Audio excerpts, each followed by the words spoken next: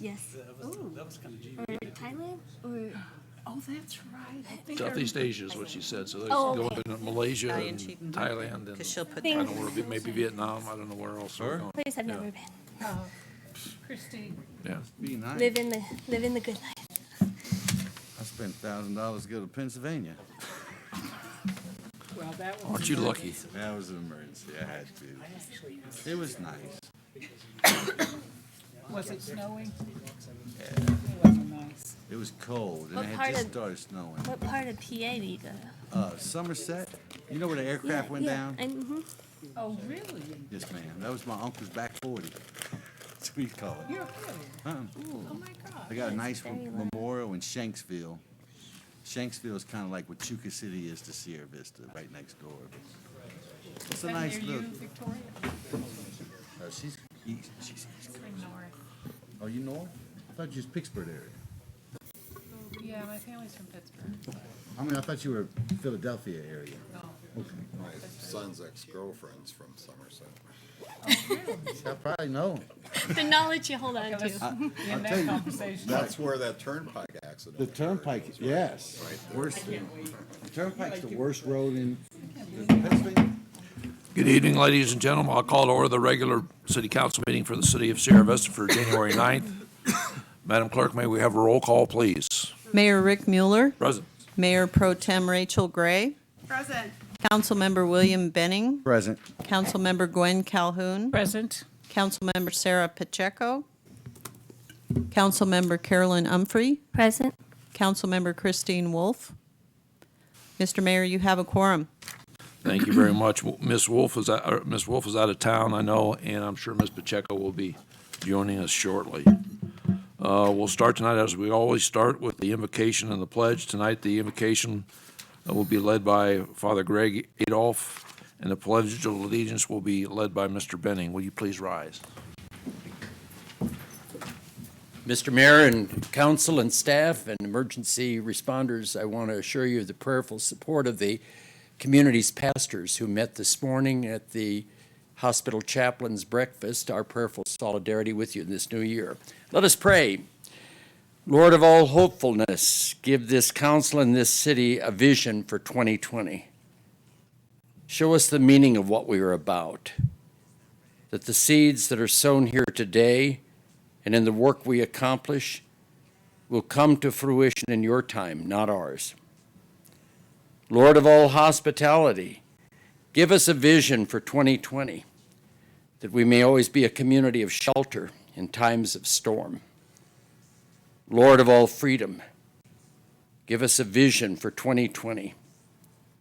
Show us the courage that called our forefathers and foremothers out of bondage, that we may always stand with the bound and the oppressed and be their champions. Lord of all peace, give us a vision for 2020.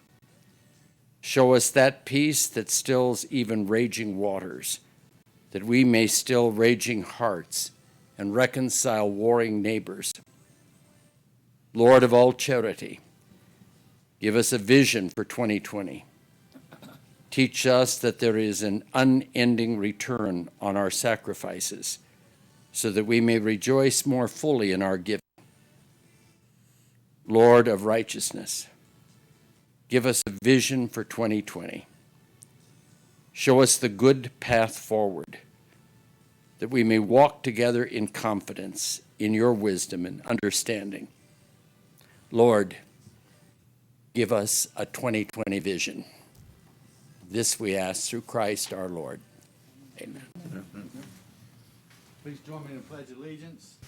I pledge allegiance to the flag Of the United States of America, and to the republic for which it stands, one nation, under God, indivisible, with liberty and justice for all. Sorry. Thank you. Please be seated. Catch that. Should we Call take her back, William, and tell her what she said.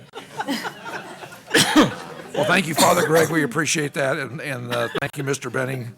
And just make sure you unplug your phone next time. Okay. First item is the acceptance of the agenda. Ms. Humphrey. Thank you, Mr. Mayor. I move that the agenda for the regular city council meeting of January 9th, 2020 be approved as written.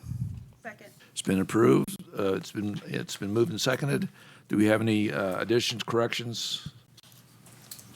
Seeing none, I'll call for the question. All those in favor?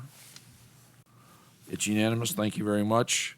We now move on to awards and presentations, and tonight I'll be joined by the members of the Environmental Affairs Commission for an awards presentation up front, please.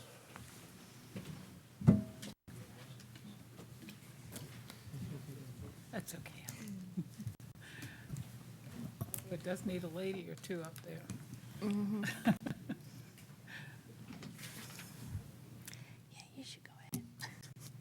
Sharon, go. We're all wearing green. It's my pleasure as mayor to award on behalf of the city the Environmental Merit Award for 2019, and that is going to be presented to Ken Betty of the Emmanuel Lutheran Church for environmental impact improvements and this is in recognition of achievement in energy efficiency and conservation. And if you would, Ken, can you go ahead and tell us a little bit about what your project was and why you were nominated, or is just one of the member of the committee want to do it?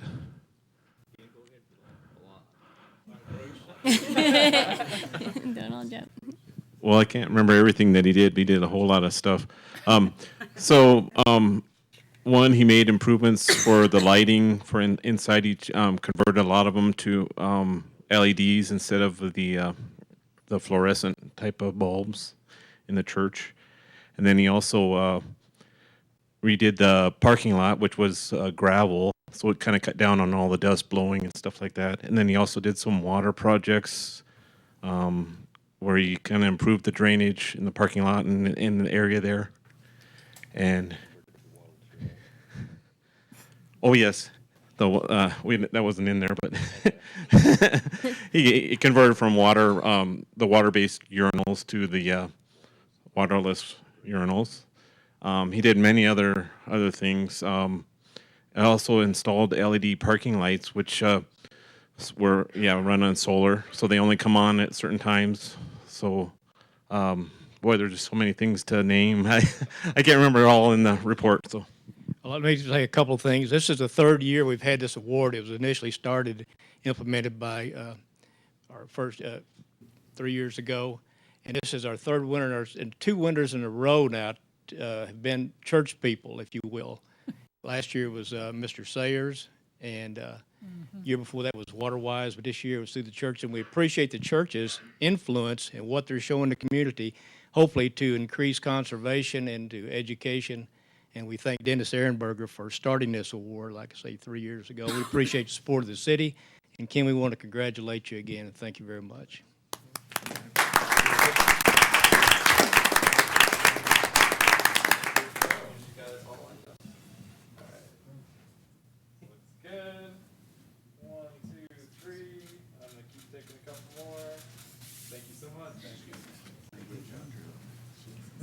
Will now be followed by the city manager's report. Mr. Patuchik. Okay. Thank you, Mr. Mayor, members of the council. First, a reminder that city offices will be closed in observance of Martin Luther King Jr. Day, which is Monday, January 20th. One day, so pickup will be on Tuesday, and Tuesdays will be on Wednesday, and of course Thursday and Friday will be fine the way they are. Also, our next City Council regular work session will be held at 3 p.m. here in the council chamber, 1st of January. A few projects of note, the security gate replacement at Pete Castro Center and at the police station bid closes on the 16th of January. Annual chip seal project for street maintenance this year. That bid closed on the 8th of January. The low bidder was the firm of VSS International in the amount of $637,000. A number of streets on the west side and Country Club are included, and I gave you guys a list of those streets so you know what would be worked on first. We met the CCOM JPA board this morning. A few issues there. First, we have interim town manager Eric Duffy from Wachuca City attended in place of Mr. Matthew Williams, so we're sorry to see him go. And Eric should be there for a few months, so he sat in on the board meeting, and of course, it was our new director's first meeting as well, Mr. Alan Smith. Meeting went very well with dispatch recruiting still the main topic of discussion for us. So it's still a challenge. We're still operating, and we have a number in the pipeline, so hopefully we'll get them on board soon. But a prime concern, the dispatch, emergency medical dispatch software was awarded to the firm of Priority Dispatch, and that contract is almost complete pending signatures, and we're hopeful to get grant funding to fund most of that. It's about $250,000. But it's going to greatly improve and enhance services, particularly on the emergency medical side of the house. So we're very happy about that. And then finally, the skateboard bike shop rental project was awarded to the firm of Shapeshifter Skateboards LLC. So we'll be seeing some improved services there as well. And that's all I have tonight. Thank you, Mayor Miller. Questions for Mr. Patuchik on his report? I just need a reminder, Chuck. When you say the roads are going to be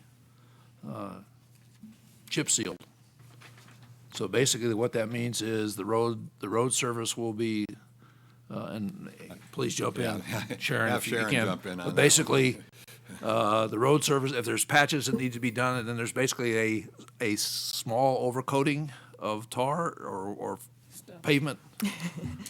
Yeah, Mr. Mayor, it's a rock chip, and it's put down with a binder material Okay. as well. So there's a binder that goes on bottom, and then the city typically puts a binder over the top as well, just to help hold the rocks down and give it that nice black finished No, appearance. it's not a complete repaving, and I No. I wanted to ask that question because I know there's some people that are concerned about some of the streets. I will tell you that the streets that Chuck mentioned that are in the country club area, those were actually built in the county and then annexed into the city, so they did not follow the substructure standards that the city has.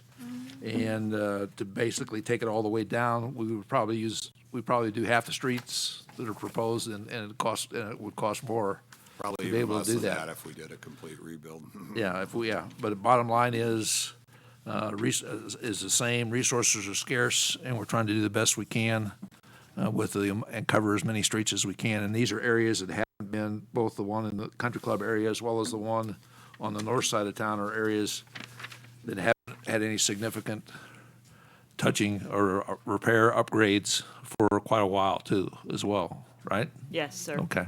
I just wanted to make sure I understood that. Okay. Any other comments or questions from Mr. Patuchik on his report? Is there an actual timeline for, there's a lot of streets that are going to be worked on. Go ahead, Sharon. Mr. Mayor, Councilwoman Calhoun, the work typically starts in the spring. We do have temperature considerations that we need to work around. At the same time, we don't want to push it too far and potentially get into the monsoon season. After the contractor mobilizes, they usually go through the streets pretty quickly, and notice will be provided to residents before we start working in their immediate area. That's great, thank you. Okay. Is this published online or the website or anything so people can look at the maps and stuff that we're looking at? Well, Sarah, I just got the list today. Okay. So you're the first ones to get it, Hey. and certainly we can post this in the maps. Okay. So. Okay. Anything else? All right. Thank you very much. Thank you, Mr. Patuchik. We next go to item number 2, the consent agenda. Mrs. Calhoun. Thank you, Mr. Mayor. I move that the consent agenda consisting of the regular meeting minutes of December 12th, 2019, and Resolution 2020-001, reappointment of James Howe to the Environmental Affairs Commission, said term to expire December 31st, 2021, be approved. Second. It's been moved and seconded. Any comments or discussion, corrections? Seeing none, I'll call for the question. All those in favor? Opposed? It's unanimous. Thank you very much. We now move on to new business. We now move on to new business.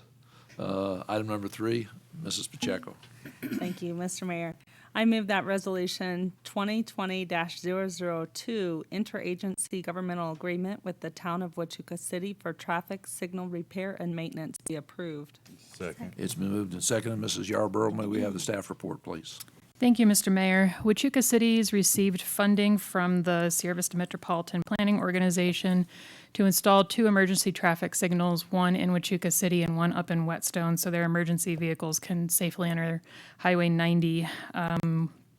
Huachuca City, not having any other traffic signals, does not employ any traffic signal technicians, and so they've asked Sierra Vista if we could help them by contracting with them to provide maintenance to the signals when needed.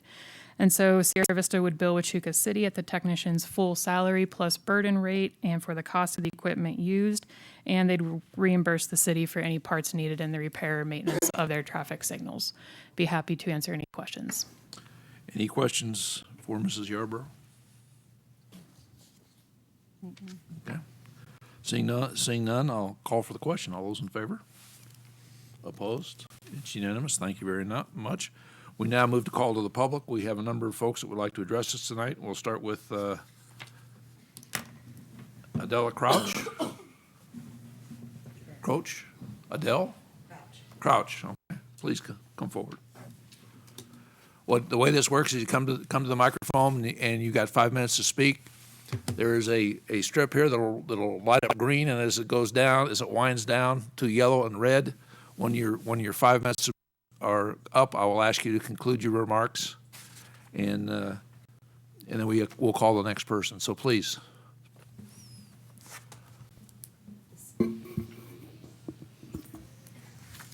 Thank you, Mayor and members of the City Council, for allowing me to speak to you tonight. I'm here to ask you to open a shelter for the homeless. The Good Neighbor Alliance is the only shelter in Sierra Vista for the homeless, and it only has 13 beds and is a long-term facility. A person must call in advance and be screened and deemed appropriate. There are 18 churches in Sierra Vista, and I called every one of them and asked them if they open their doors for the homeless at night when it gets below freezing. The lady at St. Andrew's Catholic Church said they have done it once that she's aware of, but they don't normally do it, and all the others I talked to just said no. While Sierra Vista does not have near the homeless population of some larger cities in Arizona, there are still folks out there trying to stay warm in the below freezing temperatures and during the pouring rains of the monsoons. I also called the Salvation Army to see if I could find out what they were going to do with the empty building that they used to have their store in. Captain Carlos is not available at the moment, but the lady said that he would call me back as soon as he's back in town. However, there are a number of empty buildings in this town, and surely there's somewhere in this city that could accommodate the homeless.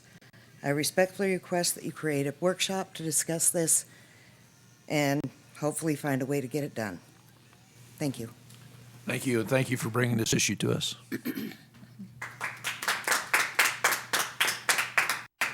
Next, we have Joan Murphy. Joan? It's Joan, according to the... My subject matter is on the proposed refuse rate hike and privatizing of recycling. I am opposed to both things. I think it goes about it in the wrong way. I personally have seen people put out trash receptacles that are filled to overflowing. But myself and my next door neighbors compost, recycle, take our newspapers to the newspaper office. We do take the recycles to your dump site. I was looking online and I noticed that we have over 5,481 single households in Sierra Vista. I think we have to consider climate change. And if the reason for raising the rates is to make more landfills, I think we're working against ourselves. I would like to ask a question of the council. I'm wondering how much input you got on your sierravista.gov site. Is there anyone that could answer that? Ma'am, by Arizona state law, under call of the public, we're not supposed to respond to you. However, I'd be happy to get that information to you. Okay. The reason I ask, I have written the council. I wrote when you were establishing the recycling down at the dump site. And I'm sad to report only 2 people on your council responded. And it was not in a positive way. I looked up some of the demographics for the city, and we have a poverty rate of 14.2%.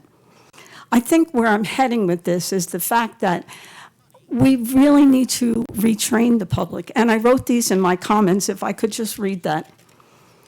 Landfills continue to fill at an alarming rate and will continue to cost more, raising refuse rates, which has been done only too recently. And it's not the correct way to tackle this issue. Furthermore, it puts an inordinate burden on your senior population in a town with a large number of seniors.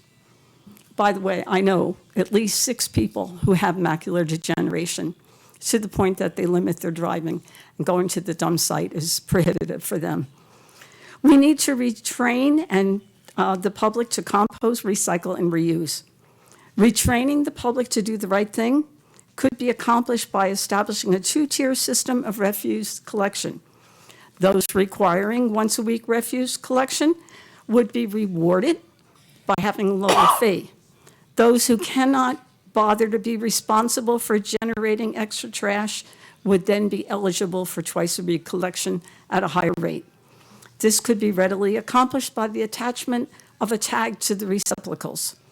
As to privatizing recycling, once the city loses control, the rates will begin rising. It has happened in municipalities all over the country and indeed in countries overseas. I am most definitely opposed to that, and I thank you for your time. Thank you. We next have Janice Benson.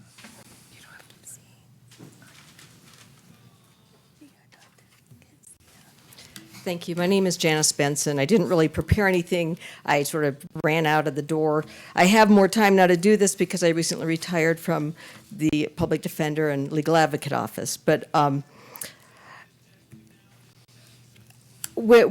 husband and I moved here about a little over 5 years ago to Sierra Vista, and we appreciated that, like the city of Memphis, where we came from, that Sierra Vista had curbside recycling. We also appreciated the water, Cochise County water-wise, and we have 2 1,500-gallon rain barrels in our backyard, and we're doing everything. We built our raised beds. Because we live, not just because we live in the desert, but it's so important that we be good stewards of this earth, of the water, and of our resources. I understand that the city switched to the recycling at where we used to deliver, and now we actually get it picked up, our green waste, the pruning from the various trees and just the leftover stuff from our garden. But now we actually get that picked up. But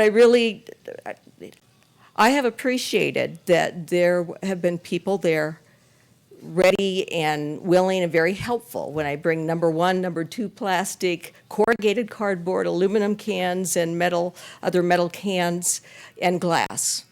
I think I'm not forgetting something. And we take our paper and number 5 and number 6 recycling to Tucson, which I hope that, because we have lots of medical appointments up there, I hope that they'll be able to continue doing that.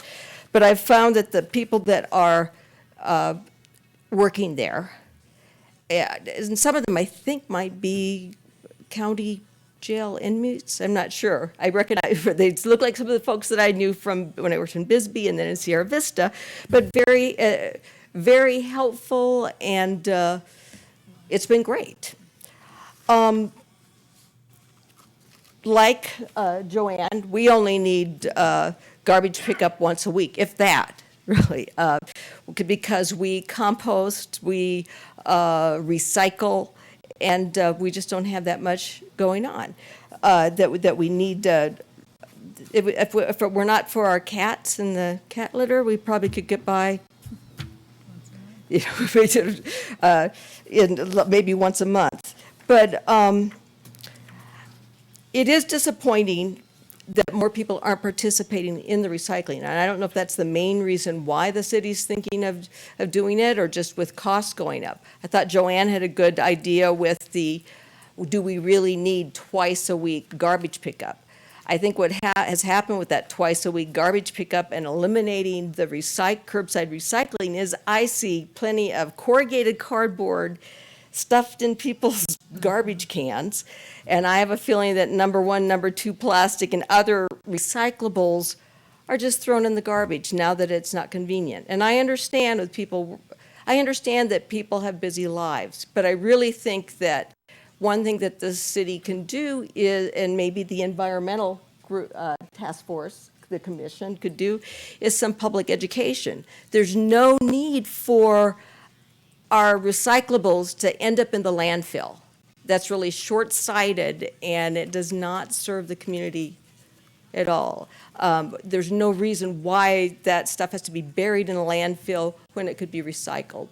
But I know that the things that my husband and I really appreciated about Sierra Vista, and I'm glad to be here for the awards for those who are environmentally sound and being good stewards of our natural resources. I think that the city could do its own, get volunteers to encourage people to recycle. I know I was recycling for our office. I think that in neighborhoods, I don't mind when I'm carrying a bunch of corrugated cardboard and cans to the, I'm not sure what you call it, because I hate to say a dump. I know that we've gotten mulch and stuff from there too, but off of 90 and Meyer Mark, or is it 300? It's not very far away, but I mean, I think that people with businesses, churches, neighborhood groups, I think would probably be happy to make that trip for neighbors. Not everybody needs to drive out there, but if we did some raise awareness, I think that would work. But if you start charging for it, or it goes, I mean, rates are higher, we're gonna have more stuff in the landfills, and that's not being a good steward of our resources. Thank you. Thank you. We'll next go to, before I close it to the public, was there anybody else that wanted to address this? Was the only 3 I had, okay. We'll next go to the comments and requests of council tonight. We'll start with Mr. Benning. Thank you, Mr. Mayor. First, congratulations of Environmental Merit Award winner. It's always good to see he left a thing. So, always, to use her words, always good to see people that are stewards of our community. I didn't recycle until recently. Now I'm there every Saturday, and I'm trying to learn what 1s and 2s and 5s and 6s and all them numbers are. But I think once we get more educated on what it's doing to our earth, people are going to want to start doing it more and more. So I appreciate y'all talking tonight. And I appreciate Ms. Adela coming forward tonight also. And if you look at our strategic plan, we bring this up, and we're trying to talk about it more and more in our community. So thank you. Mr. Howe, congratulations. Welcome back.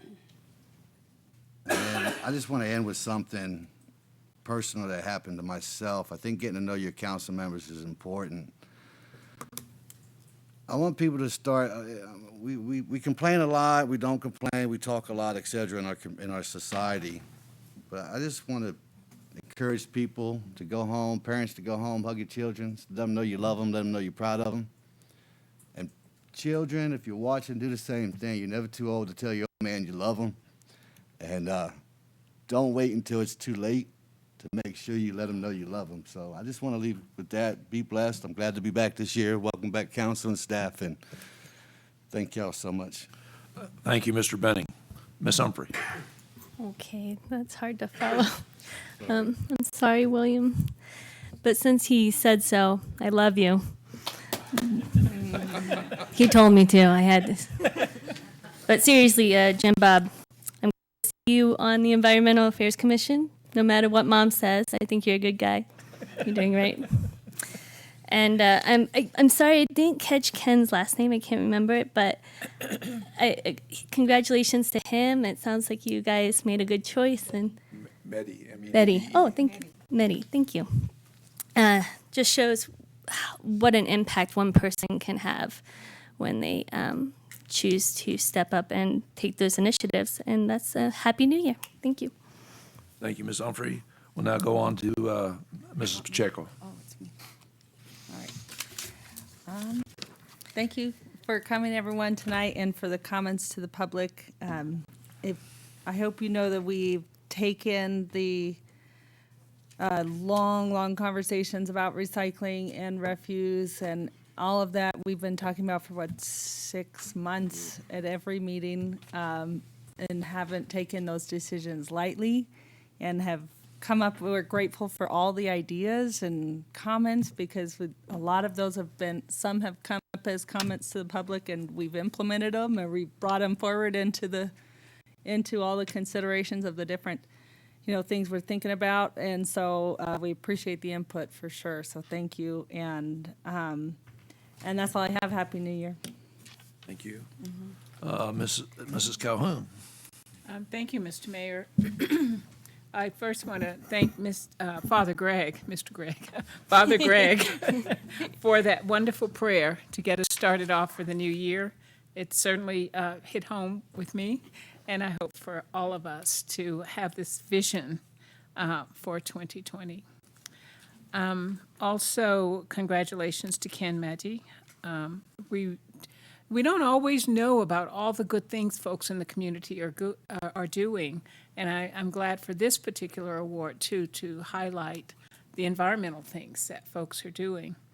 And in that spirit, on a different topic, Ms. Crouch's presentation, I would like us to have a further discussion about the homeless shelter.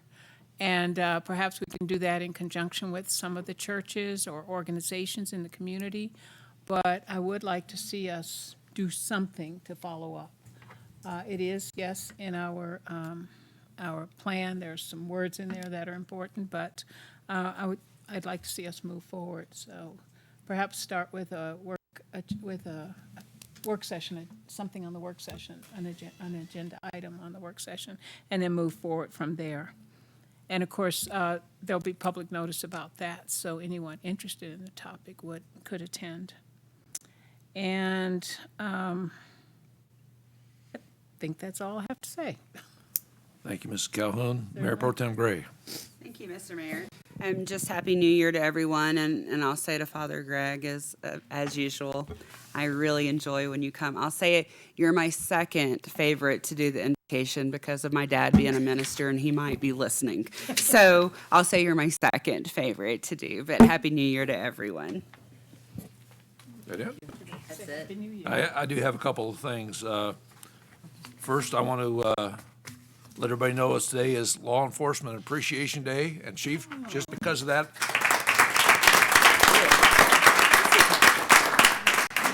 I did not bring donuts to the police station this morning. I don't know how you guys feel about that image. Okay. The next thing is I want to talk a little more serious note. I want to thank the Father again. Seems like every time we have you here for a New Year prayer, you knock it out of the park. And that just is something I know the guys and gals at your congregation see every Sunday. So I would encourage you, if you haven't had a chance to go listen to Father Greg when he's really working, I'd recommend you do that. Okay, I want to just talk a little bit about the homeless shelter, and I appreciate the comments because that's something you may not be aware that I'm a member of the board for the Salvation Army. One of the things we've talked about is how do we have an emergency cold shelter? I'm assuming that's what you're talking about. And how do we do that? You need to be aware that the building where the store was isn't it's part of Salvation Army, but it's not part of the local group, so they don't really have any control over it. But there are some options that have been discussed.